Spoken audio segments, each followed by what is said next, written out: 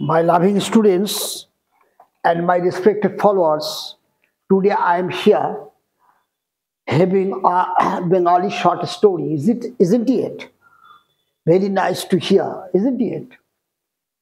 এখন আমি প্রতিটা লাইনকে ট্রান্সলেট করব so that you can easily understand how the Bengali sentence can be translated from Bengali to English.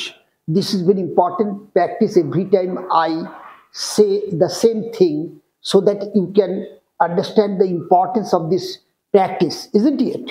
Now you see, প্রতিটা বাক্য বাংলা দেওয়া আছে, তাদের ক্রিয়াপদগুলোকে আমরা খুঁজে বের করব। কেন? ক্রিয়াপদগুলোর মধ্যেই টেন্স এবং ভয়েসের উচ্চারণগুলো থাকে। তাহলে প্রথমটা কি আছে দেখো, এক ব্যক্তি একদিন রাত্রে একখানি বই পড়ছিলেন। তার মানে এইটা আমার ক্রিয়াপদ, যে শব্দের দ্বারা কাজ বোঝায়। আর বাংলা বাক্যে সাধারণত ক্রিয়াপদগুলো বাক্যে শেষে থাকে। তাহলে পড়ছিলেন তার মানে পড়িতে ছিলেন, পড়ছিলেন মানে পড়িতে ছিলেন। তাহলে পড়িতে ছিলেন তার মানে পাস্ট কন্টিনিউয়াসের অ্যাক্টিভ, কর্তা এখানে নিজে কাজ করে। ক্লিয়ার? পড়িতে ছিলেন, এখানটায় এক ব্যক্তি তিনি কর্তা, তিনি নিজেই পড়িতে ছিলেন, তাই এটা পাস্ট কন্টিনিউয়াসের অ্যাক্টিভ ফর্মে করতে হবে। তাহলে চলো আমরা পাস্ট কন্টিনিউয়াসের অ্যাক্টিভ ফর্ম কিভাবে লিখি।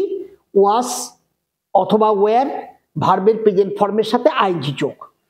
তাহলে চলো, এক ব্যক্তি, আ ম্যান, হয়ে গেল এক ব্যক্তি। এ ম্যান এক রাত্রে, অথবা এক ব্যক্তি একখানি বই পড়িতেছিলেন, এটা আগে লিখে ফেলো। এ ম্যান ওয়াজ রিডিং, পড়িতেছিলেন। কি পড়িতেছিলেন? একটি বই। আ বুক, কবে পড়িতেছিলেন? এক রাতে। তাহলে a man was reading a book at one night. নাইটের আগে প্রিপোজিশন অ্যাট বসে। তাহলে a man was reading a book at one night. ঠিক আছে? বা যদি শুরুতে এভাবে করতে, one night a man was reading a book, তাহলেও হবে। ঠিক আছে? তাহলে আমরা কি লিখলাম? A man was reading a book at one night. Clear? আচ্ছা, বইটির এক জায়গায় লেখা ছিল। কি লেখা ছিল? কোনো কোনো লোকের মাথা ছোট এবং দাড়ি লম্বা। আগে চলো এইটুকু লিখি, বইটির এক জায়গায় লেখা ছিল। তাহলে লিখি ইন এ প্লেস, এটা একটা phrase, in a place of the book. তাহলে বইটির একটি জায়গায়, in a place of the book, কি লেখা ছিল? ইট ওয়াজ রিটেন, লেখা ছিল মানে লেখা হয়েছিল। ইট ওয়াজ রিটেন, কি লেখা ছিল?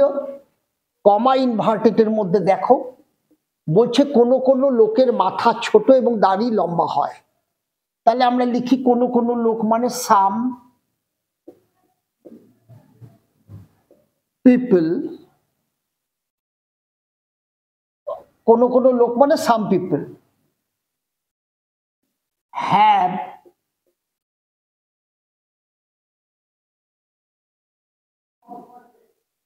Small head. তাহলে কি লিখলাম? Some people have small head. Clear? এটাকে আর নানান ভাবেই লেখা যায়। Some people do have a small head, বা some people get small head, এভাবেও করা যায়। তাহলে some people have small head এবং দাড়ি লম্বা, অ্যান্ড they are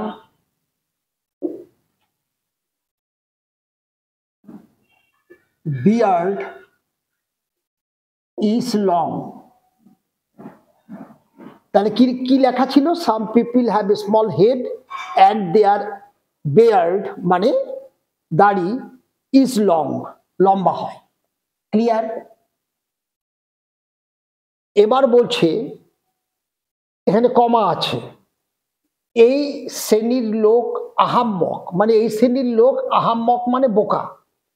তাহলে লিখি অ্যান্ড এই শ্রেণীর লোক, তাহলে এই this class of people, class মানে শ্রেণী, তাই না? দিস ক্লাস অফ পিপল কি হয়? আর ফুলিশ, আহাম্মক হয়।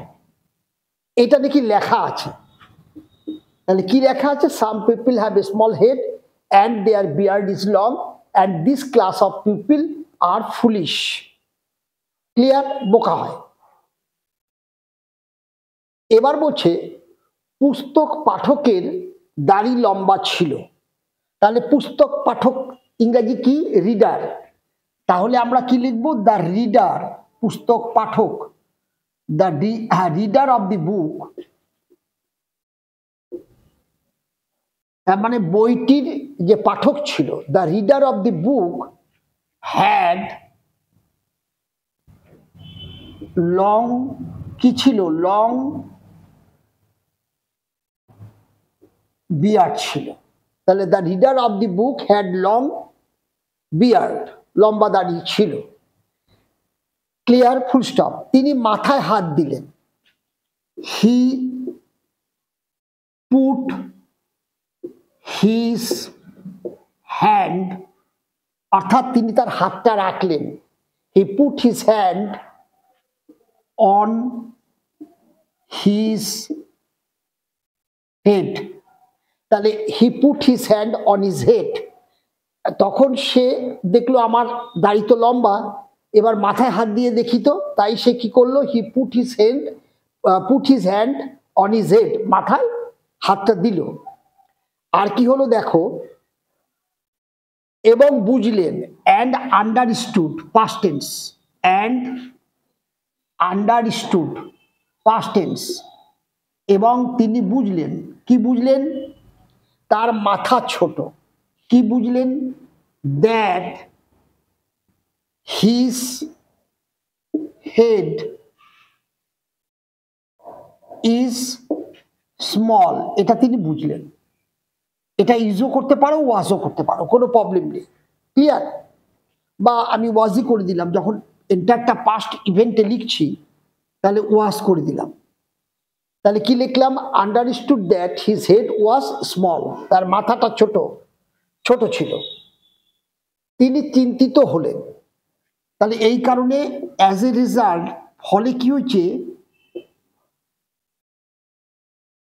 অ্যাজ এ রেজাল্ট তিনি চিন্তিত হলেন, হয়ে পড়লেন, বিকেম, হয়ে পড়া, বিকেম, ঠিক আছে? অর্থাৎ এটা ভার্বের past form. He became worried, তাহলে তিনি ওরিড হয়ে পড়লেন, WORRIED, ঠিক আছে? ওরিড হয়ে পড়লেন।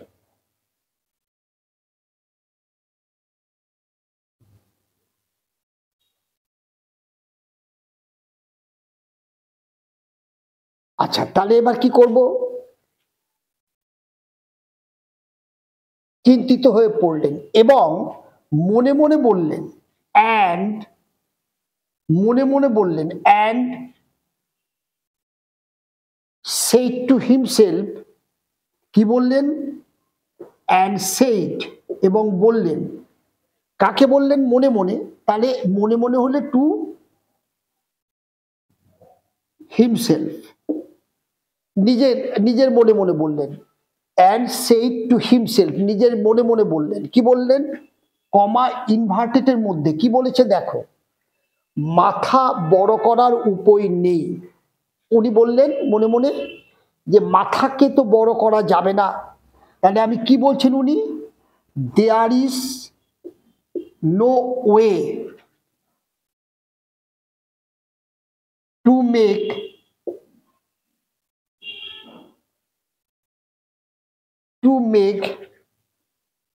the head bigger, there is no way to make the head bigger. মাথাকে বড় করার তো এখানে কোনো উপায় নেই, there is no way, ঠিক আছে, কিন্তু দাড়ি ছোট করা যায়। তাহলে but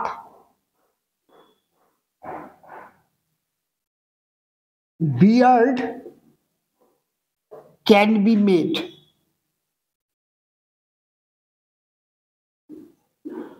তার মানে কি বলছে, কিন্তু বিয়ারটাকে করা যায়, এটা প্যাসিভ হবে, বিয়ারটিকে করা যেতে পারে। তাহলে beard can be made smaller, clear ব্যাপারটা? তাহলে but beard can be made smaller, বিয়ার্ডটাকে আরো ছোট করে ফেলা যায়, ক্লিয়ার ব্যাপারটা? বাই স্মলার বাই স্মলও করে দিতে পারো, but beard can be made small, এটা করা যেতে পারে, ক্লিয়ার? আচ্ছা, এবার দেখো, এই বলে তিনি সামনের প্রদীপে দাড়ির অগ্রভাগ ধরলেন। তাহলে এই বলে, তার মানে ইহা বলিয়া, ইয়া থাকলে কি করব আমরা, প্রেজেন্ট পার্টিসিপল ইউজ করে দিব, তাই না, অসমাপিকা ক্রিয়া। তাহলে সেইং দিস বলিয়া ইহা, সেইং দিস, এটি বলে কি করলো, তিনি সামনের প্রদীপে দাড়ির অগ্রভাগ ধরলেন। তাহলে দেখো, এই কথা বলে কমা হি পুট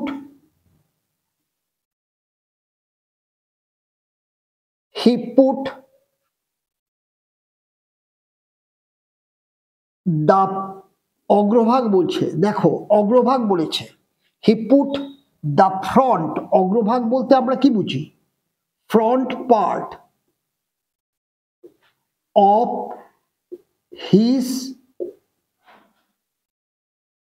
beard, তাহলে he put the front part of his beard, তার দাড়ির অগ্রভাগকে তিনি ধরলেন বা রাখলেন, কিসের উপরে রাখলেন, কোথায় দিলেন, বলছে তার সামনের একটা প্রদীপের উপরে। তাহলে এখানে পুট আছে, তাহলে কিসের উপরে ধরলেন, on the flame of a lamp, তার মানে একটা ল্যাম্পের, মানে অফ এ ল্যাম্প মানে একটা ল্যাম্পের যে ফ্লেম, শিখা, তার উপরে। তাহলে he put the front part of his beard on the flame of A lamp. এই ল্যাম্পটা কোথায় ছিল, ল্যাম্পটা ছিল সামনের, ওনার সামনে, ঠিক আছে? তাহলে on the flame of A lamp in front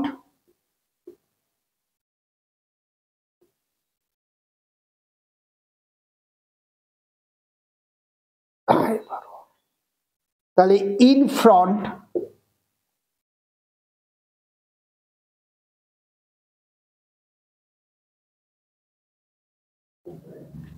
ল্যাম্পটা কোথায় ছিল, of A lamp in front of him, তার সামনে যে ল্যাম্পটা ছিল সেই ল্যাম্পের উপরে, ল্যাম্পটার যে অগ্নিশিখা তার উপরে he put the front part of his bread, কেন রাখলো, যাতে সেটাকে পুড়িয়ে ছোট করা যায়।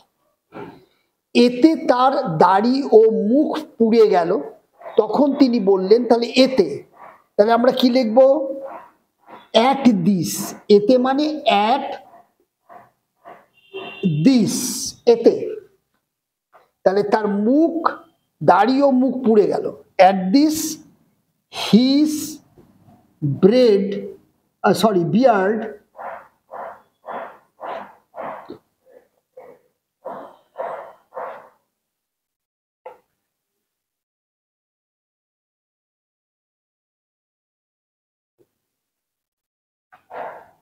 তাহলে হিজ বিয়ার্ড অ্যান্ড মাউথ, এই দুটোই পুড়ে গেল, his beard and mouth both দুটাই পুড়ে গেল, বোথ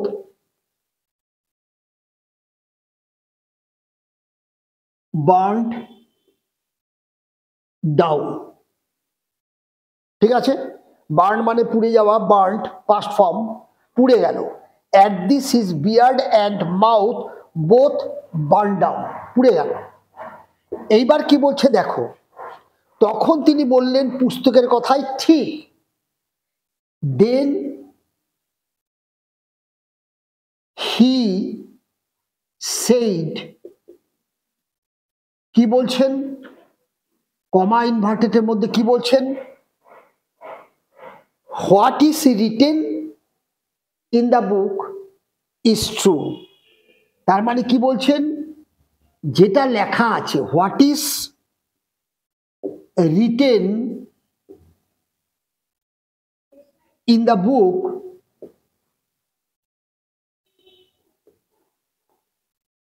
তার মানে what is written in the book, যা লেখা অবস্থায় আছে বইটির মধ্যে, কমা ইজ ট্রু, সত্যি, ইজ ট্রু, ইজের জায়গায় ইজ ফ্যাক্ট লিখতে পারো, ট্রুর জায়গায় ফ্যাক্ট লিখতে পারো, রিয়েল লিখতে পারো। ক্লিয়ার? তাহলে what is written in the book is true, এই উপলব্ধিটা ওনার হলো। ক্লিয়ার? তাহলে দেখো বিষয়গুলো, যে লাইন ধরে ধরে ক্রিয়াপদগুলোর উচ্চারণ দেখে দেখে কোনটা সমাপিকা ক্রিয়া কোনটা অসমাপিকা ক্রিয়া, তোমরা যদি পর পর এইভাবে গুছিয়ে লিখে দাও তাহলে কিন্তু একটা নির্ভুল ট্রান্সলেশন তৈরি হয়ে যাবে। ক্লিয়ার ব্যাপারটা? শুধু দেখতে হবে বাংলা বাক্যগুলোর ক্রিয়াপদ, কোথায় ক্রিয়াপদ আছে, দ্যাট ইজ কোথায় সমাপিকা ক্রিয়া, কোথায় অসমাপিকা ক্রিয়া, দ্যাট ইজ কোথায় ফাইনাইট ভার্ব, কোথায় নন ফাইনাইট ভার্ব। ফাইনাইট ভার্বগুলোকে যদি চিনে নিতে পারো তাহলে তার উচ্চারণের উপরেই তোমাদের টেন্স এবং কোন ভয়েসে লিখতে হবে সেটা চলে আসলো। আর অসমাপিকা ক্রিয়া, দ্যাট ইজ নন ফাইনাইট ভার্বগুলো, সেগুলো তো টেন্স অনুযায়ী সেগুলোর কোনো পরিবর্তন হয় না, সেগুলো একই রকমভাবে বিশেষ বিশেষ উচ্চারণে তাদের ব্যবহার করতে হয়। যেমন আমি বলেছিলাম ইনফিনিটিভ, টু প্লাস ভি1 অথবা জিরান্ড, ভি1 প্লাস আইএনজি, এই দুটো ইনফিনিটিভ তোমরা তে আ উচ্চারণে ব্যবহার করবে, তে আ তে তে, এই ধরনের উচ্চারণে ওদেরকে বসিয়ে দেবে, ইরেসপেক্টিভ অফ টেন্স। ওদের জন্য কোনো টেন্স আমাদের দেখার প্রয়োজন নেই। আর যদি দেখো ইয়া উচ্চারণে চলে আসছে খেয়ে, নিয়ে, গিয়ে, তখন আমরা প্রেজেন্ট পার্টিসিপল ব্যবহার করে দিব ভি1 এর সাথে আইজি যোগ। এইগুলোর উপরে অসমাপিকা ক্রিয়া যেমন ইনফিনিটিভ, জিরান্ড এবং পার্টিসিপল, তারা কখন কোন উচ্চারণে, বাংলা বাক্যের কোন কোন উচ্চারণে তারা কে কিভাবে বসবে, এর উপরে আমার এক্সক্লুসিভ ক্লাস করা আছে। If you are interested then you can go through all this things and each and every video there is particular heading that can help you to get whatever you like to get, isn't it? So nothing difficult to learn English from my viewpoint. Just you keep up your practice in this way, having all these Bengali sentences and their verse forms, having tense, voice and all these things. And once you are able to understand little bit, at least 2-3 sentences you are able to write properly, following your tense, voice and asamapika kriya, that is non-finite verb, then you will find yourself so confident and within very short time, if you go like this, then you can achieve your goal in the field of learning English. Understand? Thank you. Have a good day. আমার যদি ক্লাসগুলো তোমাদের ভালো লাগে অবশ্যই like করবে, share করবে। Those who are new in my channel, don't forget to subscribe so that my all classes can go to those people or students who actually who really need, okay, of all those things what I am doing here. Okay, thank you. বলে রাখি যে আমাদের ভিডিওটা যখন চলছিল তখনই যে beard, mouth যেগুলো একটু বেরিয়ে গেছে, যেমন দ্যাট, তাদেরকে তোমাদের কিন্তু পরিষ্কার দেখতে পাচ্ছ না, সেই জন্য আমি আবার একটু ভিডিওটা সরিয়ে যাতে টোটালটা দেখতে পারো তার জন্য একটুখানি আমি চেষ্টা করলাম। Now you can clearly see all these things. Sometimes it happens because I am alone here, I can't adjust all this thing properly. I'm not good at all in this field. Okay, thank you.